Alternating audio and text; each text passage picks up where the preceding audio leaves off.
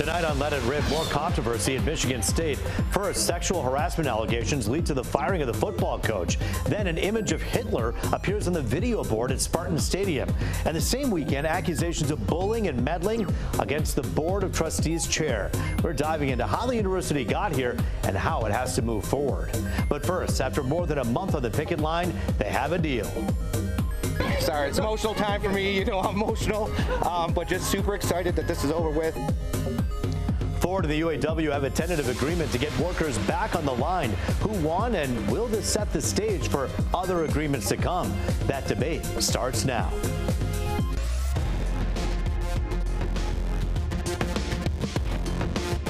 And so it's time now to let it rip with Detroit City Councilwoman Mary Waters. And we're also talking about Auto Alliance John McElroy, who I like to call the dean of everything auto. Live via Skype, former UAW spokesperson Brian Rothenberg and Fox 2 anchor and attorney Charlie Langton with us as well. It is good to see all of you. With that, let's let it rip. I don't know that anyone's going to disagree that this was good news when it comes to what happened in the last few days. Councilwoman, we'll begin with you.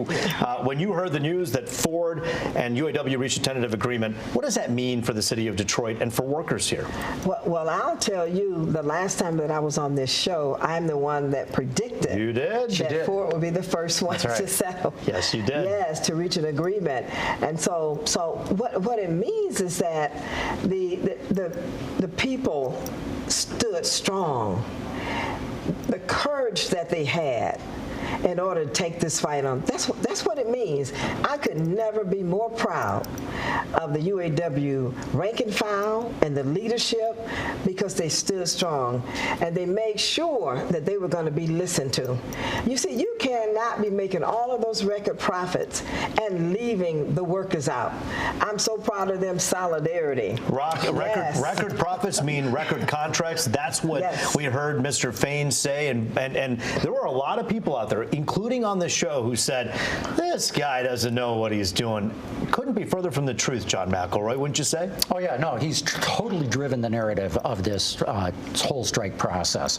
He's run circles around the car companies in the ways that he communicated, not just to his own members, but out to the general public, which is why I think that the polls show the American public has been behind the UAW on this. So when it comes from looking at it from a strategy standpoint, but especially a communications standpoint, it's been wild to see this go. Brian Rothenberg, you helped run the comms for the UAW for so many years in the past. You're joining us via Skype to talk a little bit about this yourself. Is this going to be the way it's going to be moving forward? You're going to have all the power for the UAW to come forth and say, hey man, these are our demands, let's do it.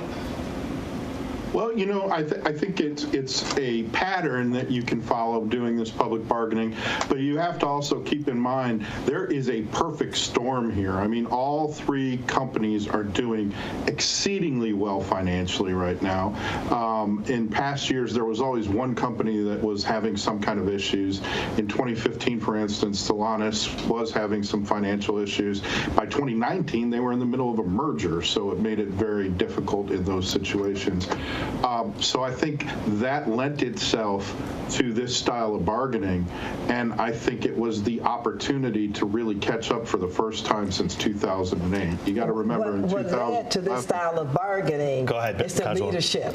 Sean Fain, Margaret Motz, LaShawn English, Laura Dickerson, and we had names that you're saying names that all these behind the scenes people, right? Different kind of leadership. They stood strong on behalf of their memberships. That's what led to this type of settlement. And you know, Ruth, let me just say this. As one who organized for UAW Local 2500, Blue Cross and Blue Shield employees who are on strike right now, and I'm going to be going back out there to join them again, I want them to remain encouraged because of what's occurring right now. This is awesome. This is fantastic, and we support them 100%. So what is GM and Ford? What choice does GM and Stellantis have right now, Charlie? What's the only choice? Do they have more than one choice? I think they're going to accept this deal. I think they're going to accept a very similar deal. I thought the congresswoman at the council. Forward. You never know. Maybe it's council. Who knows? After this, a couple more organizations. There you go.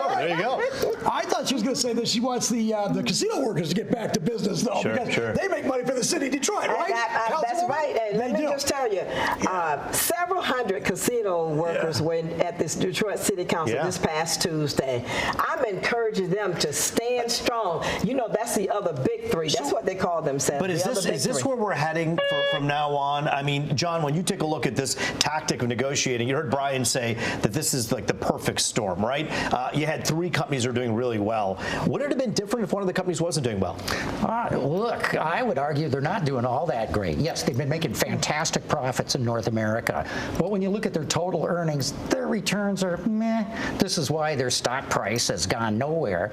This is why the value of the company is pretty small by automotive standards. I mean, GM's now worth $38 billion. $38 billion is a lot of money, right? Not in automotive terms. So that's a real concern. And that's the other worry going forward. Yes, they're making great money in North America right now, but we know this is a very cyclical business, and they could be losing billions. Is this a sustainable model, Brian Rothenberg, to do this kind of negotiating and moving forward if the other companies aren't doing as well? And by the way, these companies are saying, look, we need some of this capital, some of this money to invest into our future. We can't just spend it all on labor. We have to spend it on other things too. Is this argument going to work all the way along moving forward?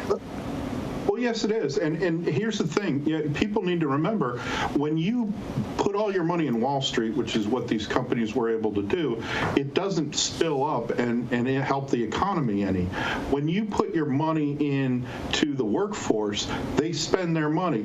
I mean, we know from looking at the television commercials on stations like this one that when the profit sharing comes out, everybody advertises because they know what that means to the Detroit economy.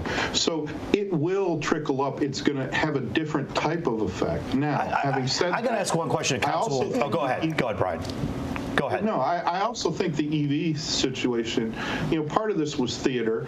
Part of it is, it's only about 8% of the cost of a car. It'll go up a little bit in terms of labor. But you got to keep in mind at all times that a lot of this situation is going to play itself out with EVs based on demand. And they overinvested at this point. Well, Councilwoman, I want to ask you about this. There was a line that was thrown out there saying that if you give us only this amount, we're going to be making poverty wages. And I actually got a couple emails from people who work in the service industry who said, how dare these workers say that making $25, $30 an hour plus with their benefits is poverty wages. Some of these folks are going to make six figures. That's not poverty wages, is it? Well, I can tell you this. They've earned it. They've earned that and more. And I do believe But you don't believe that's poverty wages? No, I don't believe it's poverty wages, but it's what they believe. It's what they believe. It's not what I believe on their behalf. It is what they believe. But I can tell you that it is because of the workers, the rank and files, that we're able to keep this economy going. We have to give them credit for that.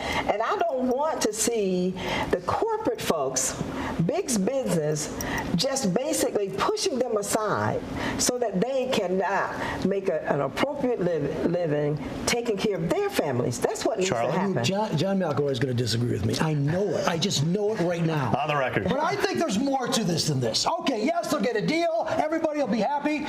But John McElroy told me a long time ago that there were, if you take a look at all the cars on those roads, right there, what percentage of those cars are made here in the United States but are not made by union workers? John, what is it, 40%, 50%? It's way up there, right? Well, the Detroit Three have 40% of the market, i.e. all the imports, and have 60%. So 60% are not made by union workers. That's right. So I would think that the union, they're so driven, they're energized right now. All those cars that are made in the United States by companies that are not unionized, I think some of those workers are going to say, hey, we may want to get a union in here. How about that? And you know what? It may be UAW, and we want Sean Payne to negotiate. So Brian Rothenberg, what happens here as we move forward, looking at this model? Do workers down south at some of those non-unionized plants say, we're getting the raw end of the deal, maybe we should be part of the union? Well, yes, I think this is going to be a big boon when it comes to organizing in places like Chattanooga and places like Kentucky and even places like Indiana, where Subaru is. It will have a major effect. I do want to remind everybody that the UAW actually has a lot of members in the South, in Kentucky. They're going to have a lot in Tennessee soon, and they have a lot in Texas. But this type of movement that is going on in the country, not just for the UAW, but for labor in general, and this attitude that the American people want people to have the money, to spend the money in the economy, to lift us up, will have an effect when you go to So, John, I got to ask you the question. If you're a Big Three executive and you look at what happened here, this first draft of history being written on this deal, and you move forward until the next contract, in 3 or 4 years, do some of these Big Three folks say, you know what, maybe we don't want to deal with the union and we want to have non-unionized plants down south? Do they move? Are they thinking in terms of that? Look, the reality is they're living with the UAW from here until eternity. That's the reality of it. What they want to do right now is call up Sean Fain and say, hey, Sean, let's wrap up GM and Stellantis, and then you better go after the transplants and Tesla. Because we've just given you a whopping big pay package, and we're all good with that. This is great. The workers should have gotten it, but now our labor cost is significantly different. So you have a moral duty to your own workers to go out and organize the transplants in Tesla. How long can General Motors and Stellantis wait while Ford already ties things up and goes back to making cars? That's a huge disadvantage to the other two, right?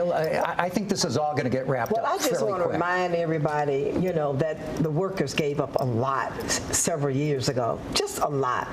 All types of concessions with Stellantis and General Motors. They owed those workers. They gave it up. For their families, and so they struggled a lot. And so General Motors and Stellantis, get it together, bring people back to work, give them what they want, give them the damn profits. Brian and Charlie, how many more days do we wait until we hear from Stellantis and also General Motors? Brian? I think it could be soon, but remember they haven't voted yet on ratification. Sure.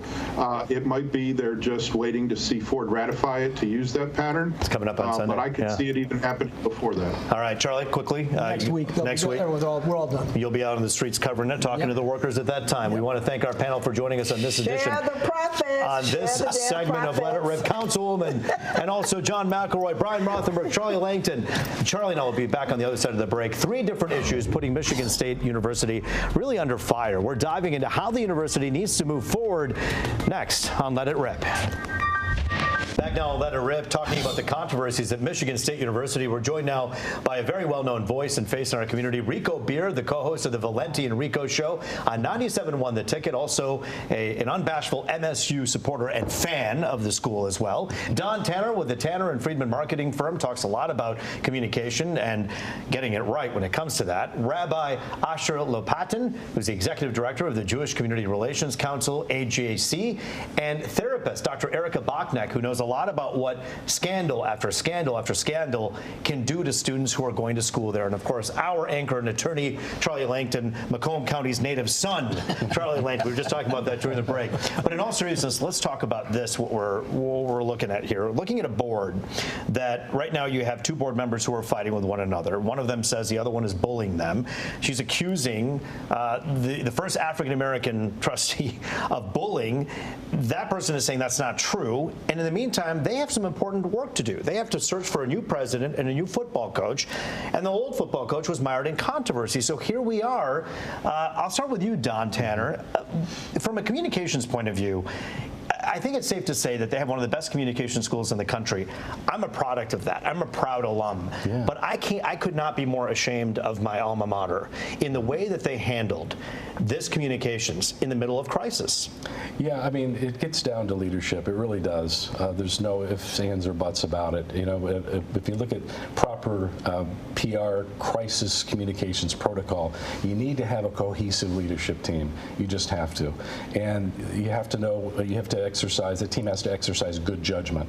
You know, what needs to be handled behind closed doors and what needs to be communicated externally on a more proactive basis. And I'd give them failing grades right now in both. And so you have, in the middle of the Mel Tucker thing, of course, in the shadow of the Nassar stuff that happened and the search for a new president, you had an interim president, leader, John Engler, who many people criticized for the way he treated students. And now here you are at a game watching an image of Hitler on the screen that was done, by the way, by a third-party trivia company.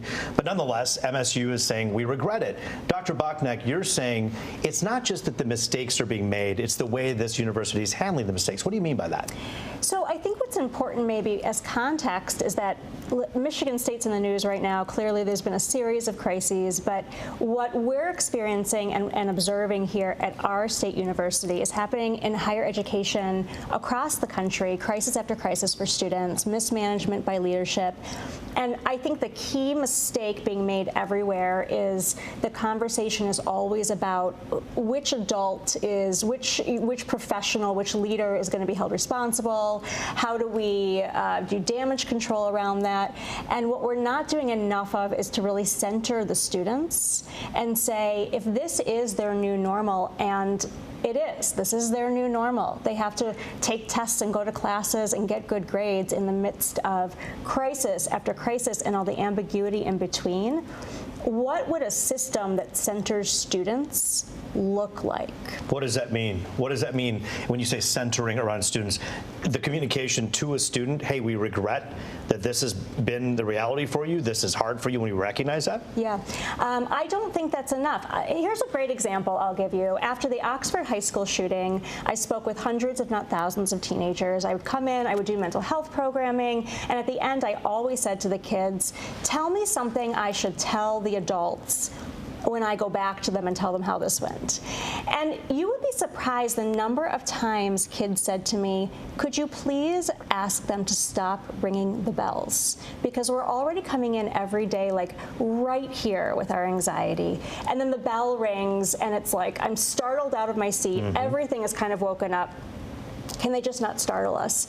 And I thought that was so poignant, because really what they're saying to us is there's low-hanging fruit here, you guys. Do we have to have timed exams? Do we have to have essay due dates that there's no flexibility around? We really need to start thinking about what a campus culture looks like that centers mental health. And in the face of crisis, I want to get to Rico in a moment, who knows a lot about this particular controversy with this school, but also other schools. You point out University of Michigan dealing with its own set of controversies. But Rabbi, that image that was flashed on the screen, that moment's not in a vacuum. If you're a Jewish American, or any American for that matter, and you happen to see that in the midst of the Israel-Hamas war, what does that do to someone who's watching that? It makes Jews feel scared and unwanted, and on university campuses all over, that's the feeling that Jewish students are getting. And I agree with Dr. Bachneck. Centering the leadership has to take the reins and center the students. That happens in high schools also, where the principal and the leadership has to let the students know what is acceptable and what is not acceptable, which kind of resolutions that are brought through student government organizations are offensive, and why they are hurtful to Jewish students, to black students, to any other kind of student. And the leadership of the universities have to say, this is unacceptable, this is hurtful. Now, I think they definitely did apologize for Hitler on this big screen, but I think we're seeing it in so many other ways, where the leadership of the universities are shirking their moral responsibilities, leaving it for the students, and not centering them in the way that they should. And these are students who dealt with COVID and the aftermath of having to deal with all of that, having to remote learn. And these are not fully developed adults. These are 18, 19-year-olds who are getting there. Rico, when you look at this as a proud Spartan yourself, the domino effect here, one thing after another, after another, after another, how do you frame this? Well, I mean, similar to what Don said, I think what the problem with Michigan State and probably a lot of places is everybody wants to be in control. Everybody wants to have the power. But by doing that, no one actually gets anything done because it's a more look at me type of thing. So everybody, no one is there for the university. No one's trying to move the university forward because, as you said, with so many stupid things happening time after time, you just want to say, you know what, burn it all down, fire everybody, start all over again because none of you idiots know what you're doing. This board is not fit to find a new president and a new coach, you don't think? No. With everything they're dealing with? They should all be gone. Charlie? I agree with Rico. I think you've got to start over. I think there's been a collapse. Let's go back to Larry Nassar. It's not all that long ago. Luana Simon. I worked with Luana Simon. I was on the MSU Law School board. But there's an image. There's an image. Yeah. You know? Their problem is they got a bad football team, too. You can't be. Listen, had the other side, the score been around the other way, it wouldn't have hurt the cause. Right. It would have helped MSU a little bit. But you got a bad football team. You got Hitler on the board. What? Who was thinking that? Let me ask you this. You know, at the news conference in which, after the USA Today article came out about the allegations against Mel Tucker, you had the president of the university stand in front of a microphone saying, this is not the old MSU. And that was her thesis, her theme, the entire news conference. And she almost, in a sense, was talking down to a lot of the reporters who were saying, hey, this sounds awfully familiar. Don, does anybody believe that president that this is not the old MSU? Not at all. I mean, they see what's happening there. It's been happening for years. You can go back to Larry Nassar and that tragic situation. MSU needs to get its act together and start, acting sooner when there is a crisis. Look how long it took them to make known the Tucker situation. The constituents are finding out about problems at MSU, not from MSU, but from other parties, and that's absolutely not how you handle crisis communication. Crisis communications, MSU, by the way, offering statements to the media with our inquiries, basically saying we regret what happened, of course, on Saturday at the game. They also go on to say that they're continuing to look at this Tucker situation and figure it out, but they're not going to comment on pending litigation. But I had a question about the way in which you respond to a crisis that's traumatizing to a young adult. There used to be a time when people showed up in front of a camera and said, we are sorry that this is what you're going through. And now everybody's releasing statements or tweeting out a response. Is that just an easier way out, Dr. Bachneck? Well, it obviously is, right? The question answers itself, but, and I love what you're saying about how humanity goes a long way. I think that's very true.